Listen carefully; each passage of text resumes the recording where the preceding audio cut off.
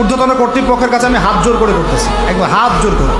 5টা ডিপার্টমেন্টে এই দেশটাকে শক্তিশালী করতে হবে। কয়টা ভাই? 1 নম্বর শিক্ষা, 1 নম্বর প্রত্যেক মুসলমানকে কোরআন এবং সুন্নাহর শিক্ষায় শিক্ষিত করতে হবে। আমি অন্য ধর্ম নিয়ে কথা বলছি না, তাদের মতো দিন পালন করি। লাকুম দিনুকুম ওয়ালিয়া দিন, লাকুম দিনুকুম ওয়ালিয়া দিন। তারা তাদের ধর্ম পালন করে করুক, আমাদের কোনো মাথা ব্যথা নাই।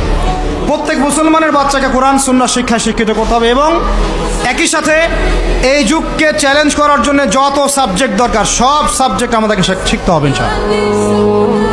একমুখী শিক্ষা না, দ্বিমুখী শিক্ষার মেরুকরণ না, একদম দ্বিমুখী শিক্ষাকে একমুখী করে একটা কম্বাইন্ড এডুকেশন সিস্টেম চালু করতে হবে। যদি আপনারা না পারেন আমাকে দায়িত্ব দেন, আমাদেরকে বলেন যে ভাই বা ছোট ভাই, তোমাকে আমি 1 বছর সময় দিলাম, শিক্ষার বিষয়গুলো গোছায় দাও। বিনা পারিশ্রমিকে ইনশাল্লাহ করে দেব, কোনো সমস্যা।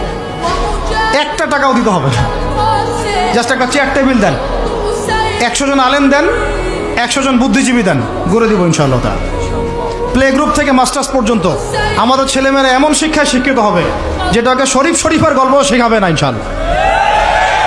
বরং আমার ছেলে পাইলটও হবে, বিমানও চালাবে, আমার ছেলে ইনশাআল্লাহ হাফেজে করানো হবে ইনশাআল্লাহ। আমার মেয়ে ডক্টরও হবে ইনশাআল্লাহ, আমার মেয়ে আয়েশা রাদিয়াল্লাহু আনহার মতো মুহাদ্দিসও হবে ইনশাআল্লাহ। আমাদের এক ভাই সে রাজনীতিবিদও হবে ইনশাআল্লাহ, জুমার খুতবাও দিতে পারবে ইনশাআল্লাহ। আল্লাহর কসম করে বলতেছি, এমন শিক্ষা চালু করা সম্ভব। শুধু আপনারা যদি একটু সৎসাহস দেখান, একটু উদ্যোগ গ্রহণ করেন, আল্লাহ পাক বহুত আজর দিবেন আপনাদেরকে। আল্লাহ পাক এই ওসিলায় আপনাদের সব গুনাহ মাফ করে জান্নাতও দিতে পারেন। আল্লাহর রাস্তায় আল্লাহর দিকে ফিরে আসেন। আমি আপনাদের সবচেয়ে শ্রেষ্ঠ বন্ধু, আমাকে শত্রু মনে করেন না। ইউসুফ আলাইহিস সালাম এক পর্যায়ে বলেছিলেন যে আমি যোগ্য, আমাকে দায়িত্ব দেন। মনে আছে আপনাদের? যখন সমাজে দুর্ভিক্ষের স্বপ্ন দেখলেন রাজা, রাজদরবারে গিয়ে তিনি বললেন যে দেখেন, আপনার স্বপ্নটা এমনি এমনি স্বপ্ন না, 7 বছর এখানে ফসল ফলবে, 7 বছর দুর্ভিক্ষ হবে। যদি আপনি আমাকে দায়িত্ব দেন, আমি ইনশাআল্লাহ এমন একটা অর্থ ব্যবস্থা প্রণয়ন করব যে ইনশাআল্লাহ এই দুর্ভিক্ষের কবল থেকে মানুষ বেঁচে যাবে।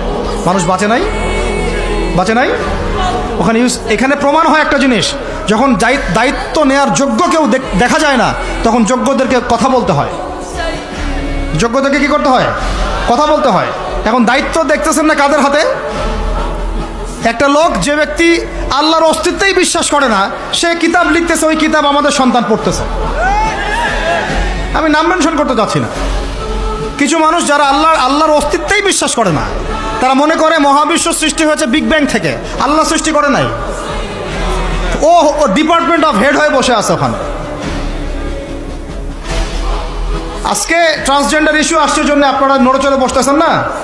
শিক্ষার যে দশা চলতেছে, আমরা ভয় করি যে আজকে থেকে 10 বছর যদি এমনভাবে চলতে থাকে, আল্লাহ মাফ করুক, আমার আশঙ্কা একটা প্রজন্ম গড়ে উঠবে, জীবনে বাপকে তো সালাম দিবেই না, সালাম কেমন করে শুদ্ধ করে দিতে হয় সেটাও শিখবে না কখনো। ওই দিন যদি আপনারা দেখতে না চান, এখনই ব্যবস্থা গ্রহণ করেন। আমাদের কাছে ব্যবস্থা গ্রহণ করার কোনো ক্ষমতা নাই, ক্ষমতা আপনাদের হাতে আছে। আপনারা যদি এই ক্ষমতাকে আল্লাহর দিকে, আল্লাহর সন্তুষ্টির জন্য ব্যবহার করেন, আল্লাহ আপনাদেরকে আরো বড় করবে ইনশাআল্লাহ।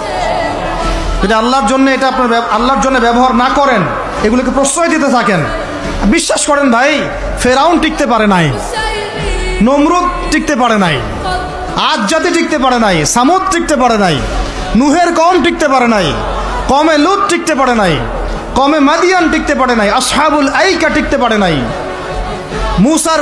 মুসার কম বানু ইসরাইল টিকতে পারে নাই। আমরা কোন ক্ষেত কি মূলা? আমরা কোত্থেকে আসলাম? আমরা এগুলো চালায় যাবার আল্লাহ পাক আমাদেরকে একদম জান্নাতুল ফেরদৌস দিবেন এমনটা মনে করছেন? হাদিস কত চমৎকার, কত সুন্দর হাদিস। লাউ ইয়াহদিয়াল্লাহু বিকা রাজুলান ওয়াহিদান খায়রুল লাকা মিন হুমুরিন নাম। তোমার দ্বারা যদি একটা মানুষও আল্লাহর দিকে ফিরে আসে, আল্লাহওয়ালা হয়ে যায়, লাল উট কুরবানি করার চেয়ে বেশি নেকির কাজ। তোমার একটা দাওয়াতে যদি মানুষ আল্লাহর দিনের দিকে ফিরে আসে, ওই আমলকারী সব নেকি তুমি পাবা। যদি একজন সৎ নেতা দাঁড়ায় যায় বলে যে আমরা প্রাইমারি লেভেলেই ক্লাস 1 থেকে 5 পর্যন্ত যে সময়টুকু এই সময়টুকুর মধ্যে আমাদের বাচ্চাদেরকে কোরআন তেলাওয়াত করা বাধ্যতামূলক করে দিলাম, সিলেবাসভুক্ত করে দিলাম। ওই নেতার উপর আল্লাহ রহম করবে ইনশাআল্লাহ। সেই নেতা কোথায়, কে আছে সেই সাহসী নেতা? আমি আপনাদেরকে বলি যারা রাজনীতি করেন, কারণ আমার সাথে আপনাদের কোনো শত্রুতা নাই, আর আমি আপনার শত্রুও না, বরং বন্ধু। আপনারা যারা রাজনীতি করেন, এমন একটা নেতা খালি বের করে দেন, এমন একটা নেতা হয়ে যান খালি ওমরের মতো। আল্লাহ পাক তৌফিক দান করেন আপনাদেরকে, যে আপনারা যদি কোরআন শিক্ষাটাকে বাধ্যতামূলক করে দেন, নবীর হাদিস শিক্ষাগুলোকে বাধ্যতামূলক করে দেন, সিরাত নবীর জীবনী চর্চাগুলোকে বাধ্যতামূলক করেন উচ্চ মাধ্যমিক লেভেলে, দেখবেন এই ছেলেপেলেগুলো আর ওই ইয়াবাখোর হবে না ইনশাআল্লাহ। এরা ওই টিকটক, ফেসবুক আর পাবজি, ফ্রি ফায়ার নিয়ে পড়ে থাকবে না। এরা কিশোর গ্যাংয়ে যোগ দিবে না, এরা জেনা করবে না ইনশাআল্লাহ। এগুলো আপনি ঠেকাতে পারবেন না তো, জেনা ঠেকাতে পারবেন না এখন আপনি। এরা ফ্রি মিক্সিংয়ে চলে গেছে, সবার ফোনে ফোনে পর্ন দেখতেছে।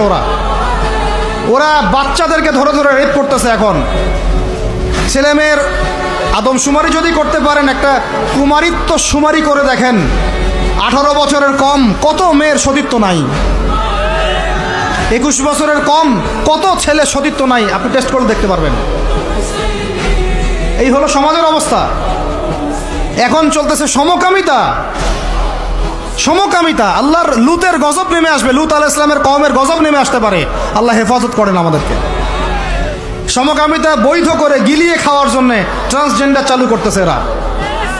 ছেলে বাইর থেকে ছেলে, মনে মনে মেয়ে, মনটা চায় ছেলের সাথে যৌন সম্পর্ক করতে, নাউজুবিল্লাহ। অথচ বাইর থেকে একটা ছেলে। সমস্যাটা মানসিক না? 3 দিন টানা সকাল বিকাল কারেন্ট শর্ট দেন মাঠের মধ্যে, সব সমস্যা ঠিক হয়ে যাবে ইনশাআল্লাহ। 3 দিন, বাস 3 দিন থেরাপি দেন, ঠিক হয়ে যাবে।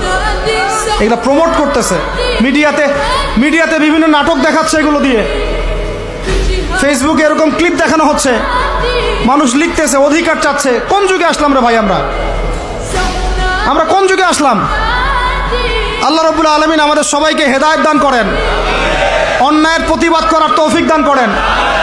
আমি আমাদের ঊর্ধ্বতন কর্তৃপক্ষকে বিনয়ের সাথে অনুরোধ করব, এইগুলোর পিছনে যারা এজেন্ডা বাস্তবায়ন করতেছে সবগুলোকে ধরে ভিতরে ঢুকাই দেন একেবারে। 7 দিন রিমান্ডে রাখেন, ঠিক হয়ে যাবে ইনশাআল্লাহ। আপনারা খালি দাড়ি টুপি পাগড়ি জুব্বা দেখলেই সন্ত্রাসী মনে করেন? এরা তো স্পষ্ট সংস্কৃতির সন্ত্রাস, স্পষ্ট শিক্ষা সন্ত্রাস। আমাদের ছেলেপেলেদেরকে ছেলে জেনা করানোর দিকে নিয়ে যাচ্ছে এরা। কালকে যদি আপনার ছেলে একটা ছেলেকে বিয়ে করে, আপনি খুশি হবেন? আস্তাগফিরুল্লাহ, নাউজুবিল্লাহ। আল্লাহ পাক আমাদেরকে হেফাজত করেন, আল্লাহ পাক আমাদেরকে মাফ করেন। আপনার মেয়ে যদি কালকে একটা মেয়েকে বিয়ে করে নিয়ে আসে, আপনি সমাজে মুখ দেখাবেন কিভাবে? তো এগুলো এখন যদি না থামাই, তাহলে কখন থামাবেন? ওই যে বললাম, সুদ যখন চালু হয়েছিল আমরা সবাই কিন্তু প্রতিবাদ করি নাই। এখন সবাই সুদখোর হয়ে যাচ্ছে দিন দিন। আমরা যে অনেকে তাহাজ্জুদ পড়ি, করে কান্নাকাটি করি, আল্লাহ দোয়া কবুল করো, এইটা করো সেইটা করো। দেখেন দোয়ার বেশিরভাগই কবুল হয়। কেন হবে? অর্থনৈতিক জীবনে তো সুদ খাচ্ছি, আমি ঘুষ খাচ্ছি, দুর্নীতি করতেছি, হারাম খাচ্ছি, পণ্যে ভেজাল দিচ্ছি।